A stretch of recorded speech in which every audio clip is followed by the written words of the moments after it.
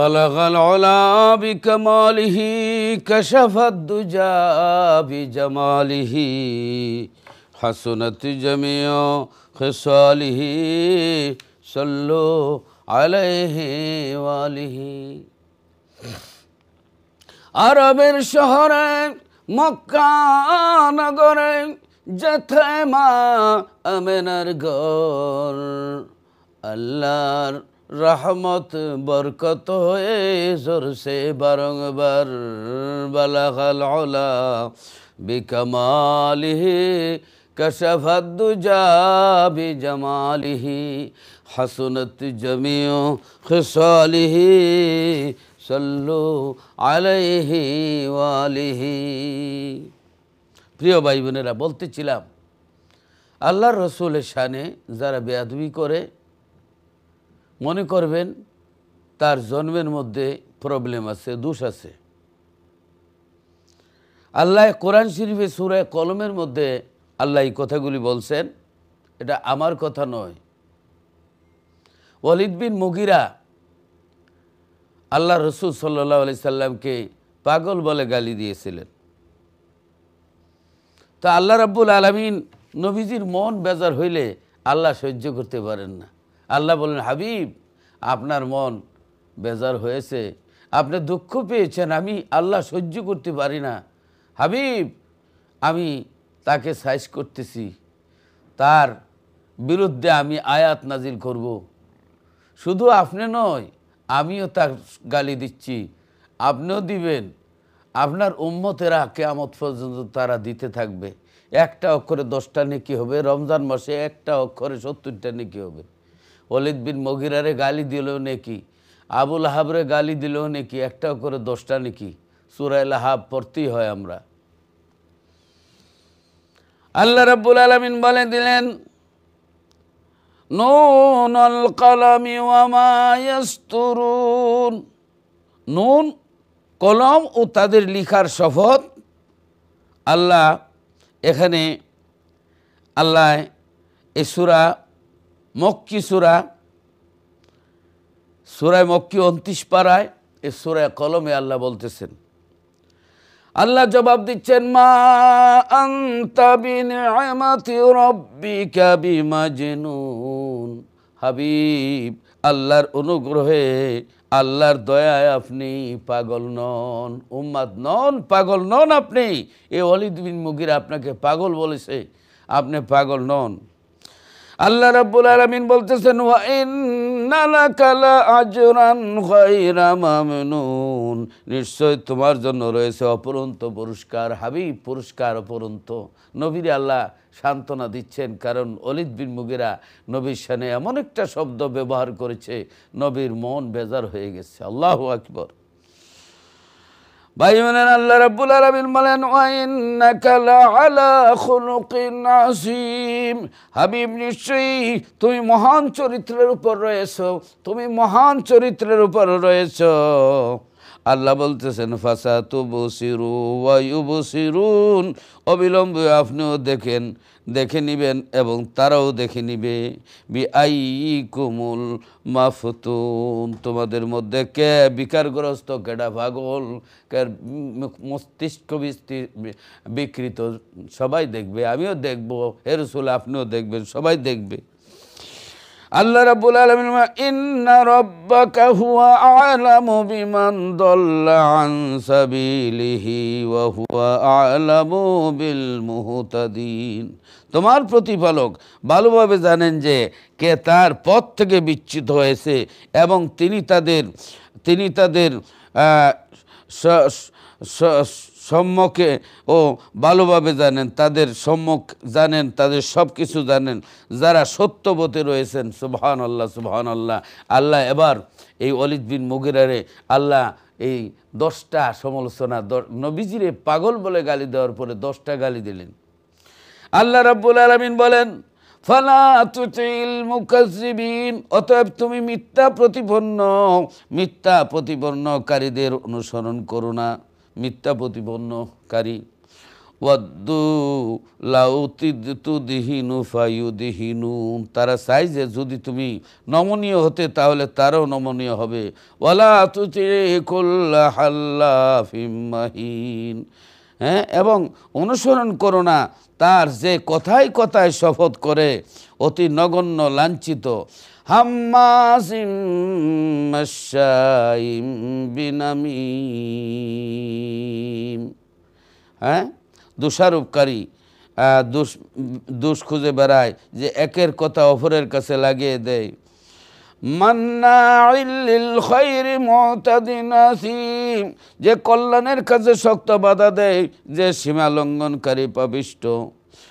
আল্লাহ বলতেছেন উতুল্লিম বাদা যালিকা জানিম, বদমিজাজ অর্থাৎ রূঢ় স্বভাবের বা সত্য, তারা কোনো ভিত্তি নেই সন্তান, ভিত্তি ছাড়া সন্তান। এবার আমি এই যে লাস্ট কথাটা উতুল্লিম বাদা যালিকা জানিম, আল্লাহ বলছেন যে তার জন্মের মধ্যে প্রবলেম, তার অবৈধ সন্তান যারা রসুলের শানে বেয়াদবি করে, আল্লাহ রসুলে আল্লাহর হাবিবের শানে উল্টাপাল্টা শব্দ, এমন শব্দ ব্যবহার করেন যেই শব্দ ব্যবহার করলে আপনার ফতুয়ার কিতাবে আসছে, ফতুয়া স্বামীতে আসছে এই কথা, মান সাব্বা নাবিয়াও ও কাসসারা শাহনাহু ফাহুয়া কাফিরুন ওমান শাক্কা কুফরান ফাহুয়া কাফিরুন লা ইউকবালু তাওবাতাহু ইলা ইয়াউমিল কিয়ামা। কিতাবের মধ্যে, ফতুয়ার কিতাবের মধ্যে আসছে, যারা আল্লাহ রসুলের শানে যদি বেয়াদবি করে, গালি দেয়, কোনো নবীকে গালি দেয় এবং এমন শব্দ বলে যে শব্দ প্রেস্টিজ লস্ট, মানে শব্দটা ছোটো শব্দ, মানে অসম্মানজনক হয়, মানে শব্দটা খুবই মানে সচরাচর আমাদের মাধ্যমে যারা নিম্নমানের শব্দ ব্যবহার, এই শব্দ ব্যবহার করে, তাহলে ফাহুয়া কাফিরুন, সে কাফির হয়ে যাবে। অমান শাক্কা কুফরান ফাহুয়া কাফিরুন, যে শক করবো, সন্দেহ করব সে হইল কি না, তার পক্ষপাতিত্ব করলো, সন্দেহ করলো, ফাহুয়া কাফিরুন, সেও কাফির। লা ইউকবালু তাওবাতাহু ইলা ইয়াউমিল কিয়ামা, কিয়ামত পর্যন্ত তার তওবা কবুল হবে না, যেহেতু রসুলের শানে বেয়াদবি। আল্লাহু আকবার, আল্লাহু আকবার। কোরআন বলছে আপনার এই যে সূরা তওবার ৮০ নম্বর আয়াতে আল্লাহ বলতেছেন, বলতেছেন ইস্তাগফির লাহুম আও লা তাস্তাগফির লাহুম ইন তাস্তাগফির লাহুম ৭০ মাররাতান ফালাই ইয়াগফিরাল্লাহু লাহুম যালিকা বিআন্নাহুম কাফারু বিল্লাহি ওয়া রাসূলিহি ওয়াল্লাহু লা ইয়াহদিল কওমাল ফাসিকিন। আল্লাহ বলেন, নবী গো, আপনি যদি তারা লাগি তওবা করেন আর নাই করেন আর তওবা করেন, তারপরও ৭০ বারও যদি এই সমস্ত লোকের লাগি তো আপনি সুপারিশ করেন ৭০ বারও, আল্লাহ বলেন আমি আল্লাহ তাদের ক্ষমা করব না, মাফ দিব না, তাদের জন্য ৭০ বারও ক্ষমা প্রার্থনা করে, তবু আল্লাহ তাদেরকে ক্ষমা করবেন না। এর কারণ এই যে তারা আল্লাহ তার রসুলের সাথে কুফরি করছে, আল্লাহ তার রসুলের সাথে কুফরি করছে, আর আল্লাহ এর ফাসেক লোকদেরকে হেদায়েত দান করেন না। আল্লাহর কোরআন সূরা তওবা, যে আল্লাহর নবীকে আল্লাহ বলছেন, যারা নবীর শানে বেয়াদবি করে, আল্লাহর শানে বেয়াদবি করে, আল্লাহর রসুলের শানে কিছু শব্দ ইউজ করে যেটা রসুলের সম্মানহানিকর শব্দ, সেই সমস্ত এই শব্দ ইউজ করে, আল্লাহ বলেন যারা আল্লাহ এবং রসুলের সাথে কুফরি করে, হে রসুল আপনি তাদের পক্ষে, তাদের জন্য মাফ চান আর নাই চান, অথবা ৭০ বার যদি তারা লাগে আপনি তওবা করেন, মাফ চান, আমি আল্লাহ তাদের মাফ দিব না, যেহেতু তারা আল্লাহ এবং রসুলের শানে কুফরি করেছে। আল্লাহু আকবার, আল্লাহর কোরআন, সুবহানাল্লাহ সুবহানাল্লাহ। এরপরে এই যে ওলীদ বিন মুগিরা আল্লাহর রসুল সাল্লাল্লাহু আলাইহি সাল্লামের শানে বেয়াদবি করছে, পাগল বলে গালি দিছে, আল্লাহ 10টা গালি দিলেন। এই ওলীদ বিন মুগিরাকে 10টা গালি দেওয়ার পরে 10 নম্বর গালিটা ভেরি ডেঞ্জারাস, বিপজ্জনক। উতুল্লিম বাদা যালিকা জানিম, যে হে রসুল আপনি, আল্লাহ বলতেছেন যে এই আল্লাহ বলতেছেন যে আল্লাহ বলতেছেন বদমেজাজ রূঢ় স্বভাবের, তা সত্ত্বেও আল্লাহ তার কোনো ভিত্তি নেই, জঘন্য প্রকৃতির যার সন্তান। আল্লাহ বলতেছেন যে সে হইল জারজ সন্তান, অর্থাৎ তার জন্মের মধ্যে প্রবলেম। তার কি জন্মের মধ্যে প্রবলেম? আল্লাহ কোরআন শরীফের মধ্যে জন্মের মধ্যে প্রবলেম বলছেন, হারামজাদা বলছেন, অতএব বাস্টার্ড বলছেন কোরআন শরীফে। যারা রসুলের শানে বেয়াদবি করে, আল্লাহ পরিষ্কার কথা বলছেন।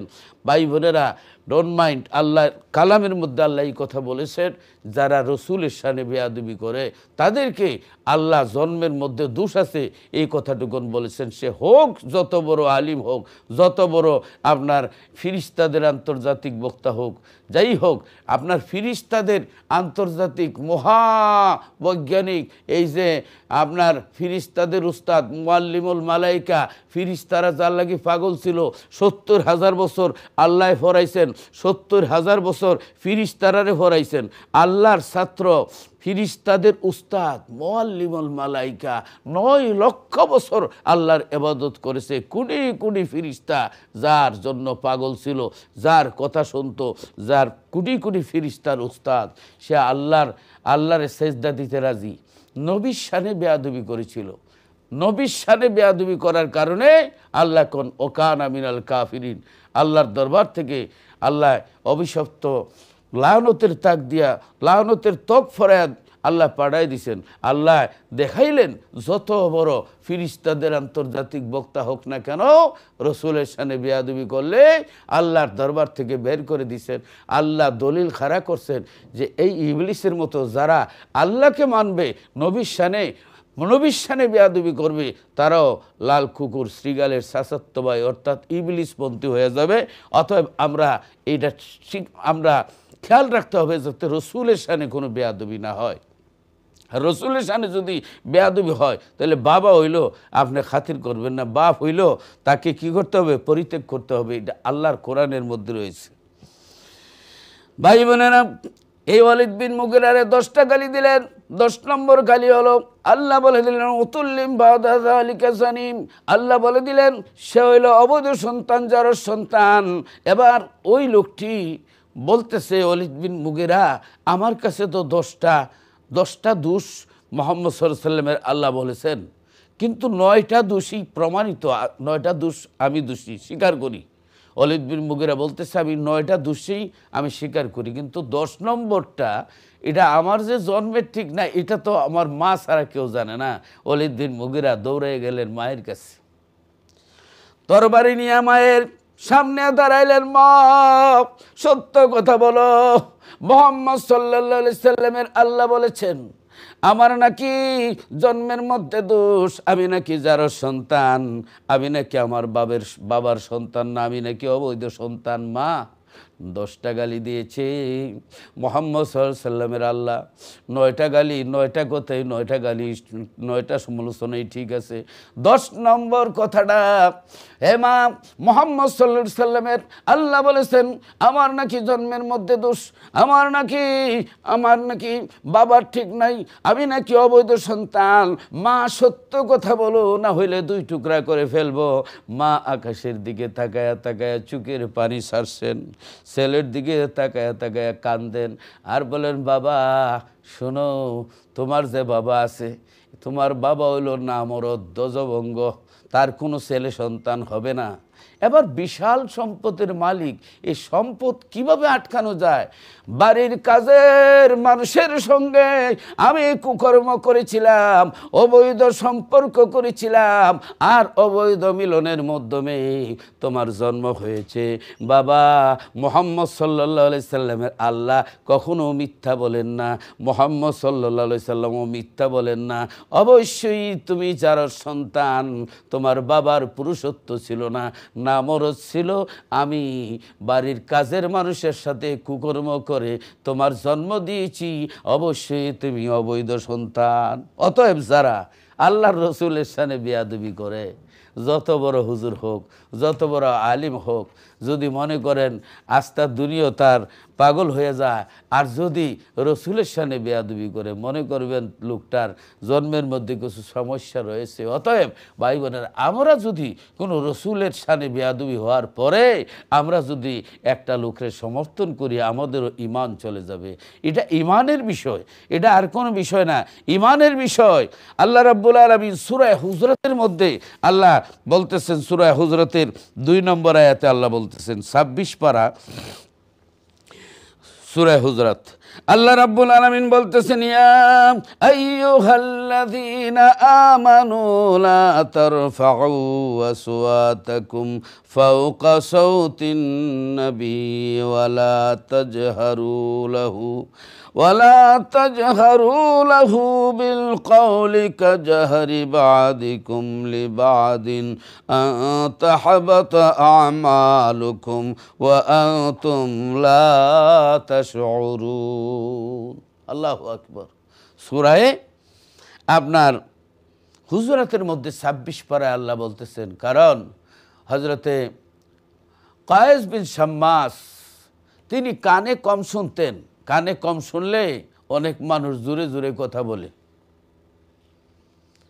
আল্লাহর নবীর সাহাবী কায়েস বিন শাম্মাস রাদিয়াল্লাহু তাআলা আনহু আল্লাহর নবীর সামনে, কারণ কানে কম শুনতেন এই জন্য জোরে জোরে কথা বলতেন।